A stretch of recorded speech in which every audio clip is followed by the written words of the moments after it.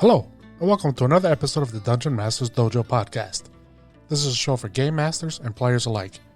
We hope to bring you tips and tricks to elevate your game and develop the art of dungeon mastery. I'm your host, Louis Aponte, and these are your dungeon masters, Scott Labby and Bill Robotile. Let's enter the dojo and see what they have in store for us today. Gentlemen, how are we doing today? We're doing pretty good today. Yeah, pretty good. Today we're gonna do something a little different for our short content. Yeah, we're gonna step into a box we haven't touched yet. Yeah, we're gonna weigh in on the TSR versus Wizards of the Coast lawsuit. Like anybody really cares what our opinion is. Well, that's the good part. We can give it, and it doesn't matter. We're not going to offend anybody because I don't think anyone's really listening anyways. We do this just to keep our wives pissed off. Yep. Oh, that's just me. And me. Okay, there you go. Scott's not married. This time, at the moment. He's working on it. Presently. 2 more months. I don't know about that. Hey, before we do this, Scott, could you give things away? Could you just give things away? Yeah, I would love. Are you willing to give things away? I'm trying so hard, Bill, to give a stack of awesome RPG stuff away to one lucky listener in the U.S. Could you possibly take a moment and go into more detail? I'll take several moments if you let me. In celebration of 1 year of podcasting, we are holding a giveaway of epic proportions. Everything you need to get started running games.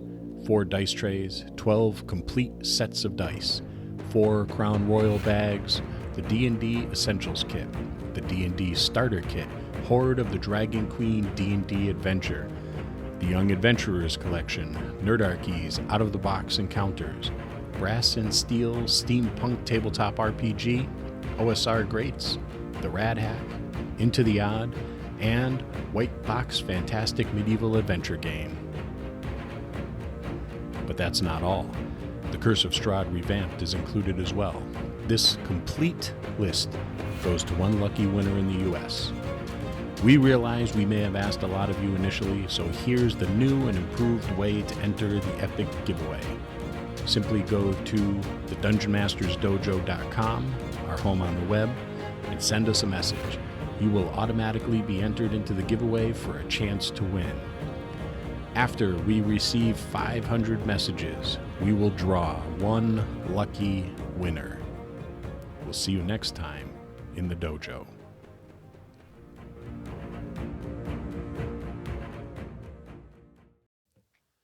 I think that says it all. Yeah, I got nothing else to add to that. I got nothing either. Yeah, we're good. Yeah. All right. Good job. Pat on the back. Yay me. All right, now to the brass tacks. Yeah, TSR is suing Wizards of the Coast. TSR being the most recent incarnation of TSR under Justin LaNasa. Ernie Gygax has something to do with it. I don't know what Ernie's role is there. I'm not too sure what TSR is doing. They used to be the ones that created Dungeons and Dragons back a bajillion years ago. Yeah. It seemed when they first came out in this newest incarnation, it seemed like they were going to make games, which would make sense because that's what TSR did. Right. That's what everyone expected. And they opened up a museum, the Dungeon Hobby Shop, which I haven't been. I certainly would like to go and explore that. And now they're suing Wizards of the Coast for their statement regarding legacy content, being that old content that came out when we were kids and we were playing the game. That statement says, we, Wizards, recognize that some of the legacy content available on this website does not reflect the values of the Dungeons & Dragons franchise today. Some older content may reflect ethnic, racial, and gender prejudice that were commonplace in American society at that time. These depictions were wrong then and are wrong today. This content is presented as it was originally created because to do otherwise would be the same as claiming these prejudices never existed. Dungeons & Dragons teaches that diversity is a strength, and we strive to make our D&D products as welcoming and inclusive as possible. this part of our work will never end. I don't see anything wrong with what they've said.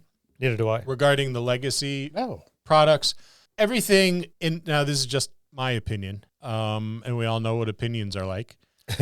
It doesn't reflect the values of Dungeons and Dragons franchise today. Okay, that's a fair statement. You know, they've been working really hard to be more inclusive, even though I thought D&D was already like a pretty inclusive game. After we had the cast from Roll Gay Roleplay on, they disagreed with that, which is fine to do so. And I think it was Jonathan. Was it Jonathan who mentioned? Jonathan put up a pretty compelling argument, and he didn't necessarily come out and say I was wrong, but after hearing Jonathan's take on it, I was like, you know what, maybe it wasn't as inclusive as I thought, or maybe my idea of inclusivity was one from a 1980s perspective, or maybe it was something just personally that we've kind of promoted at our own gaming table. We've never turned anybody away. Some people were not good fits, but if someone wanted to come and play with us, we're always like, yeah, come and play, come hang out. We hope you like hanging out with us. So I will say, my eyes were kind of opened up a little bit by that. Some older content may reflect ethnic, racial, and gender prejudice that were commonplace in American society at that time. Yeah. Growing up during that time period. Yeah. That was alive and well. To some extent, It's alive and well today. I think a lot of it has to do with, the same stuff that promoted it back then is still alive and well in many, many areas today. True. The younger generation is pretty intolerant to that stuff, as pretty much any individual should be. I think time is what's necessary. People want immediate change, and it's not going to happen because you're not going to change people's minds that have been ingrained for years or decades thinking the same way. And as the younger people start turning over and realize, hey, this is wrong and we don't want to do this, eventually the old people will die off, and it will no longer be the predominant way of thinking. It'll fade away. And I think that's just a matter of time. Yeah. And then they go on to say the content is presented as it was originally created, because do otherwise would be the same as claiming these prejudices never existed. There's that part's got me a little stumped. Yeah, I think everything should be presented as it was originally written, because censorship like that is, I feel, inherently wrong. I don't really agree with bigotry or races or any of that stuff, but I do think that we should not tamper with those older works because it gives us a taste of the way things were in the past. And you always have the option of, if someone tells you, well, this is the way it is, don't read it. And then don't use it. Yeah, and they go on to say Dungeons & Dragons teaches that diversity is strength. Yes, it is, and we strive to make our D&D products as welcoming and inclusive as possible, as it should be. Yes. And that part of our work will never end. Bravo to that, because the game is for everybody. Yep. We've always taken the stance of, we don't care what the color of your skin is, what language you speak, where you came from, what your sexual preference is, how you identify. None of that shit matters. What matters is that you enjoy the hobby the same as we do, and you're cool to hang out with, and let's roll some dice together. So TSR is saying that it's what they're doing is inherently wrong. They're using words like libel. TSR is suing Wizards of the Coast for trademark declaratory judgment of ownership. TSR will also pursue in the near future having Wizards of the Coast remove the legacy content disclaimer placed on TSR-based Dungeons & Dragons and other products, and retractions of any other libel and slander. I don't see any libel and slander there. Yeah. But I'm not an attorney, so I don't know. What the hell do I know? Which alleges racism and any other heinous beliefs are incorporated into those products. This disclaimer attempts to make a statement of fact argument, and therefore paints all of the writers, editors, artists, and consumers of those products as supporting those alleged prejudices, stereotypes, bigotry, wrongfully claimed to be part of those products. We, all three of us, supported every one of those products when they came out. Well, right. Every single, rabidly. Yeah. And we consumed them in mass, and I still don't think that makes me prejudiced or or a bigot any more so than the average person is, because let's face it, we all have our prejudices. Everybody, yep. But in purchasing those products, I don't feel like that makes me a bigot or a racist in the least bit. I liked the products because they were cool and they elevated my game at the table. Mm-hmm. And I don't. And what you did with the material was up to you. And that's probably the most important point to make. Really, I mean, if it looks like, if you thought it was wrong, then you set up your scenario to fight against those injustices. You can't have yin without yang. You can't have good without bad. You can't evil without good. So if you did perceive that and say, you know what, I don't think this is right, so I'm going to set up my game to right these wrongs and to serve these injustices and make sure that the good guy stands up and these are taken care of. Because perhaps that is why they were put there in the first place. Quite possibly, because you can't have, as we said a bunch of times, you can't have drama without some kind of conflict. Absolutely. And if the conflict isn't there, then there is no drama and there is no attraction. Now, they go on to say, this statement by Wizards of the Coast opens the possibility for the producers and players of these legacy products to face ridicule and face the labeling as bigots, racists, misogynists. I want to come back to misogynist. Yep. And worse, cyber and physical attacks. So the first thing I'm thinking of is, well, as we said, we bought all these products. You know, there's still some sitting on your shelf behind us. There's still some at home, at my home. Yep. Lou still got some. Yep. And a lot of our players that were with us during our 2.5 era, I'm sure still have their books and their materials that.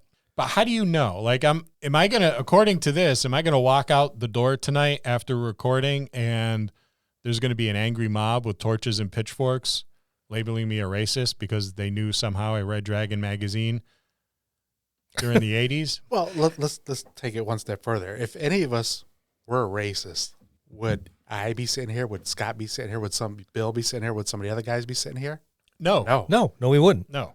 Because we're all different races. Yes. So we are not racist by far. So I don't understand how that thought process works. Well, even in the heyday of the game in the 80s, my other gaming group, we were Travelers Unlimited. Yep. We went to all the games, everything. We were a fairly sizable 14 people at one time, and we had nearly every ethnic group represented in our group, and we had several women in our group as well. And we would go to the conventions like that in mass. So I look at this and I'm puzzled because I know the majority of it started with the young white middle class guys, getting the books and I get that. I understand.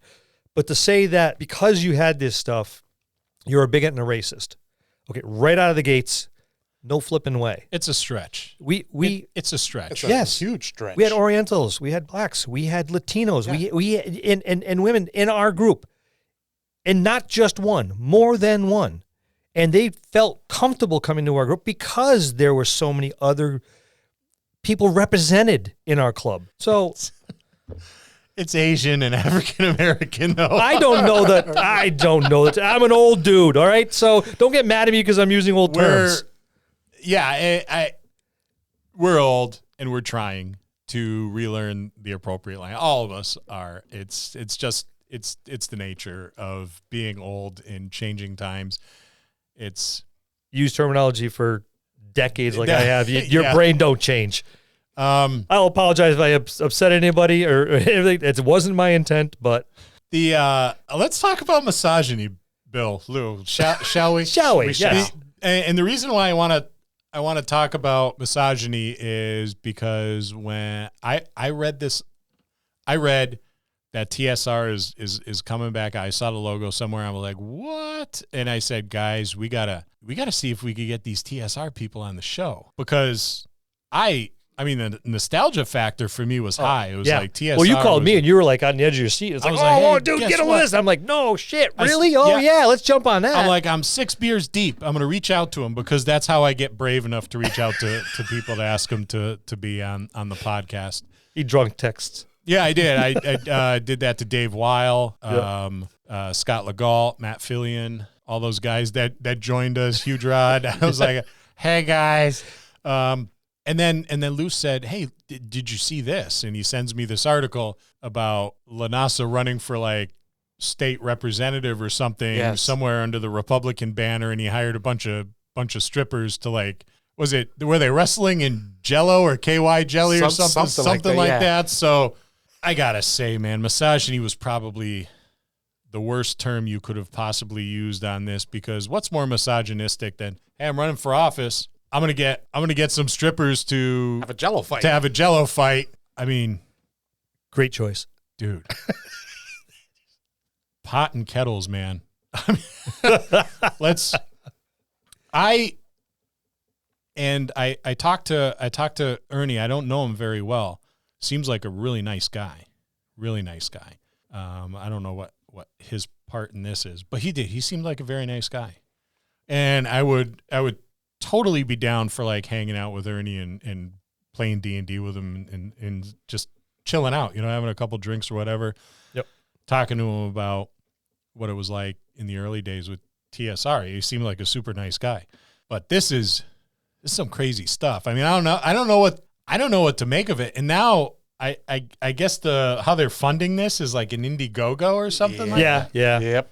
So they're asking to pay for their court fees. Yeah, we're going to pay off their lawyers. We're going to sue them. Give us money. They have 86 people who backed them so far. Yeah. And this is just our opinion. If you're backing them, we're not saying you're doing anything wrong or you're doing anything suspect or shady or whatever. Well, by no means, because that's your opinion. This happens to be ours. Yeah, I don't know. I'd be leery about that. I would look at it as money lost. Yeah, what are you trying to accomplish? Realistically, what are you trying to accomplish? Yes, we're trying to accomplish suing a major corporation. But is there more? There has to be somewhere. Is there more than just like, we're social justice crusaders and we just don't feel right. So we're going to stand up for these artists that work back during that time in the infancy of this game. And we're going to, we're going to go after the big guy. Forget about this strippers Jello wrestling thing, fellas. My question would be that those older guys who worked on all these older projects come to ask you for help. Yeah. If they didn't. Has any of them? Yeah. And what are their thoughts on it? I mean, I haven't heard any, but like Tim Kask, who's an awesome guy. I loved having him on. Awesome. Yep. Or any of these other guys that are still around that put the game together. What do they think about it? And have they spoken up about this? I would, and I'm not saying this is the case, but as someone who, I'm not very optimistic. And I'm always, things are always suspect to me, maybe because I'm just like a bitchy old man. I don't know, but I'd be looking at that going, what are you really trying to accomplish? Have you gotten yourself into a financial bind? That's what it looks like. And are trying to get yourself out of it because you came up with something that was poorly planned and it didn't work out well. Got to make a buck somewhere. Yeah. What is the real reason you're trying to do this? Are you trying to develop some publicity? Because why would you sue like a major corporation? Like your chances are good you're probably not going to win, because I'm sure their legal team is top notch. Big. Oh yeah. There's more than one guy for a reason. Yeah, and this is one of them. A bunch of them. Yeah. But I mean, granted, if they did anything really wrong, and I just don't see how Wizards of the Coast did anything wrong. They're still publishing the material. They're not changing the material. I looked at a bunch of it. I've looked at a bunch, and I'm not going by memory because my memory's shit because I'm old. But I've compared their PDFs and stuff that I've picked up to the ones, to the books that I still have, and they're not changing anything. They're just saying, because it wasn't offensive then doesn't mean some of the stuff couldn't be construed as offensive today, because the climate is different. It's a different world we live in. So naturally they don't want to offend people. I'm sure they don't want to offend people because we still want to make a buck, because that's what businesses are there for. That's exactly what they did with I think Strahd's Revamped. Yeah. They reworded some of the things so they didn't offend people. Right. Because the old Strahd probably, most likely, or probably was a little, yeah, it was a little offensive. And I think the newer generation is a little more keen on that. And that's not to say that they're snowflakes or any of the other derogatory terms that are used. I think it's just they're more aware of social injustices than we were when we were growing up. I'm not aware of anyone else's feelings ever. Yeah, well, then what me and Lou were. Bill's a poor gauge. Yes. I'm a poor. Yeah, don't use me. I'm always offensive, and it's not because I'm trying to be offensive. It just happens. Birds Fly, fish swim. Bill's offensive. It's the nature of the beast. Quite literally, the nature of the beast. But these younger generations are more. They're more inclusive. They're more aware of social injustices. They're more willing to stand up and make a comment about inequality and what's right and what's wrong, and bravo for doing that. They're not scared. It's not I'll take my hat off to our them. generation was. It's not a bad thing for them to be this way. So Wizard of the Coast, naturally, I imagine, to continue making money, and I don't want to say it's all about money, but really with businesses, it is all about money. But morally, I think, perhaps there was someone who was like, what, I think we need to make this statement because it's the right thing to do. This isn't where the company mindset is. We want everybody to feel like they're welcome to play the game. Like the game is for everybody. Well, yeah, it's always better to get in front of a problem and show that you're working. Then get behind it. Yep. Yeah, and then try to fix it afterwards. Yeah. And that's exactly what Wizards is doing. And bravo for them for doing that. I was online bouncing while you guys are talking here, and on some of the other sites, and one of them states, and I guess you can research it now. Granted, I'm not so old that I believe everything I read on the internet, but according to this, but it's all true. I mean, really, everything you read on the internet is fact. Well, then in that case, I read that on the internet. Oh, there you go. Well, they say 93% of facts are made up. So, according to this, the update as of December 11th, 2021, court papers appear to show that TSR has dismissed the case, but at the time of writing, the IndieGoGo campaign to collect money to pay for it is still running. As of the 12th, TSR has stated they are intent to refile the case, and as of the 13th, the Wizard of the Coast is going to begin a legal counterattack on TSR. So what does that tell you, Bill? If the IndieGoGo campaign's still going, but they withdrew their case, then what really are they?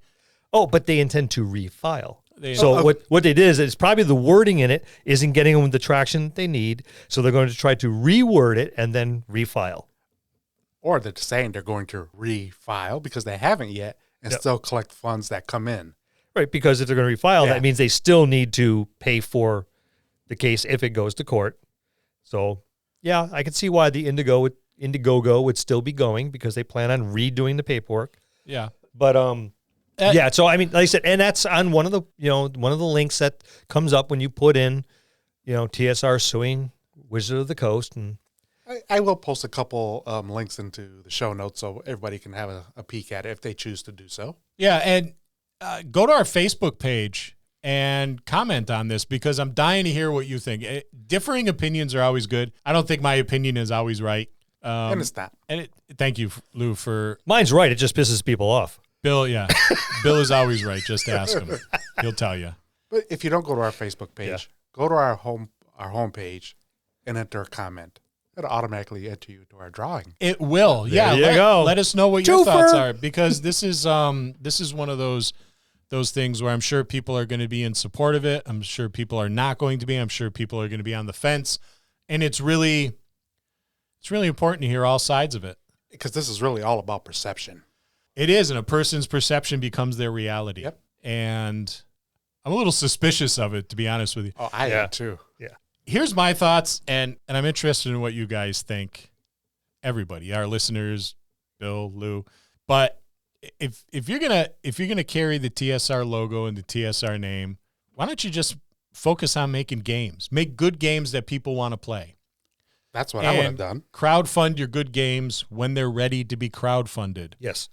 and offer up play tests. And you know what? If you hold a certain opinion that differs from the opinion that is broadly held, then good, more power to you. You know, March to be the different drummer and everything like that, but make some good games. How about that? That would pretty much clear it up. Because that's what TSR did, was it made some good games. The original TSR. The old TSR, the original.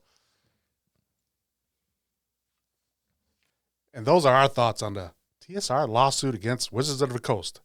We'll see you next time in the dojo. That's going to conclude this episode. Thanks for tuning in and listening. Please subscribe to the podcast for more great content. If you'd like to hear a particular topic, you can reach us on Facebook at the Dungeon Masters Dojo, or you can drop us an email at thedungeonmastersdojo@gmail.com. Thank you, and have a good day.